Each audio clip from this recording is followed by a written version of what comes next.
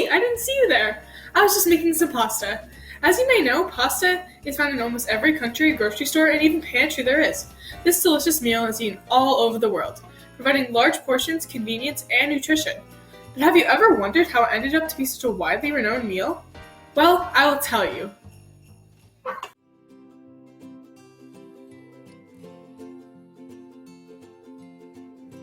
There are many common misconceptions and controversies over the true origin of pasta, and while it's traditionally Italian, it actually has a very ancient history, making it almost impossible to declare exactly just who came up with it first.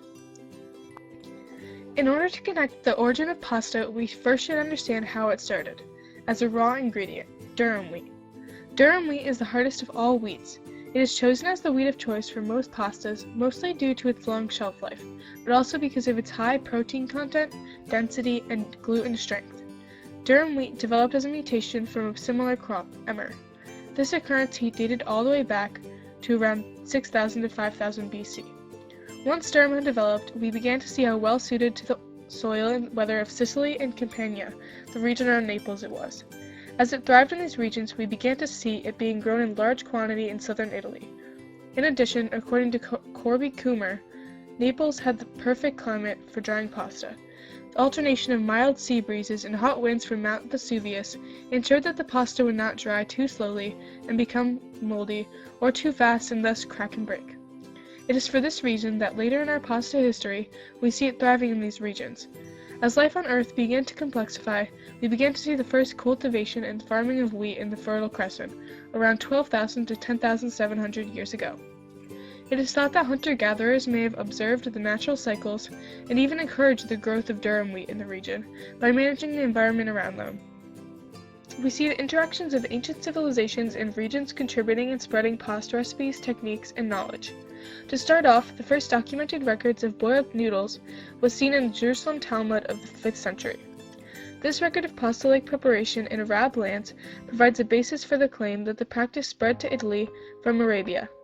With the incursion of Arabs into Sicily, they would have undoubtedly have brought a food that could travel well. In addition, because of its nutritional value and long shelf life, traders from Arabia packed dried pasta on long journeys over the Silk Road to China during the 8th century Arab invasions. Shortly after, Sicily was introduced to drying pasta. In fact, they became the center of trade in dried pasta, dating back to the 12th century. It is commonly stated that they had the home court advantage of having what most Mediterraneans believed, then and now, as having the best durum wheat in the world. During this time, their only competition for producing pasta was Sardinia, and several centuries later, Naples and the Amalfi Coast. This comes in contrast with the most common belief of Marco Polo having been the introduction of pasta to Italy. Pasta was well on its way to becoming a big part of Italian food history when Marco Polo returned from his journey in 1296.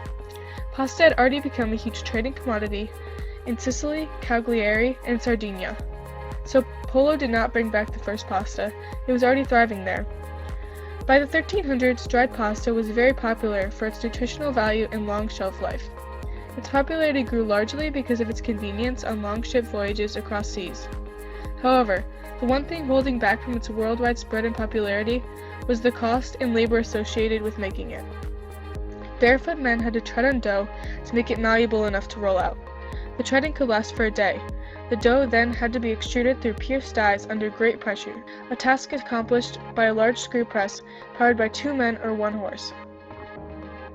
With this laborious process, pasta was often considered a luxury. But by the 1400s, pasta makers became better at their craft, so it became slightly more affordable. Later, a very large pasta machine enabled the mass production of this food. By the 1600s, in an industrial revolution in Naples, a process was invented to extrude dough through a mechanical die, allowing for large-scale, efficient production of pasta. Pasta became more affordable after this invention. From there on, pasta thrived. It became the staple for most households, providing a healthy, affordable, easy-to-make family meal. Around 1700, King Ferdinand II thought to use the 4-pronged fork to eat his pasta, popularizing spaghetti and simplifying the eating of it. The next big advancement occurred 100 years later when pasta met tomatoes. After tomatoes were brought back in the 16th century by Christopher Columbus, the first documented tomato recipe was in 1839. From this point on, pasta recipes only grew. We see the spread of it around the world and the advancement it has made through history.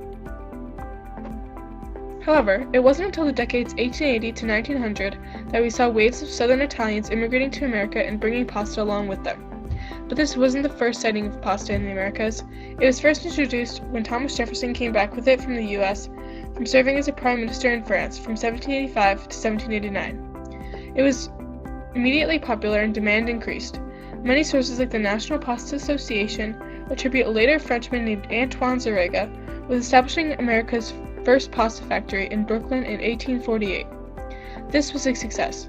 Then, with the outbreak of electricity in the 1900s, machines began to control the production and drying of pasta were invented. The entire process became electric. Machines dominated production. With the ubiquitous consumption of this pre-made pasta during World War II, we saw the dish become a staple of the American diet.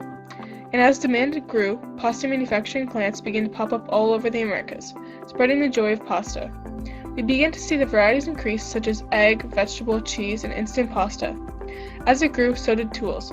There are even more helpful tools and machines to making pasta than ever before. With the variety of rollers, cutters, bowls, and other tools, making pasta is a cheaper, more efficient, and reliable process than it ever has been. Today, we have come to know roughly 300 fast different shapes and varieties of dried pasta in Italy. We estimate that Italians eat roughly 60 pounds of pasta per person each year, easily beating Americans who eat just 20 pounds per person. This showing how popular and widespread this nutritious meal has become throughout its history. Thank you for watching the Little Bit History of Pasta, and next time you gather around the table to enjoy a bowl of pasta, I hope you come to think of just how it got here today.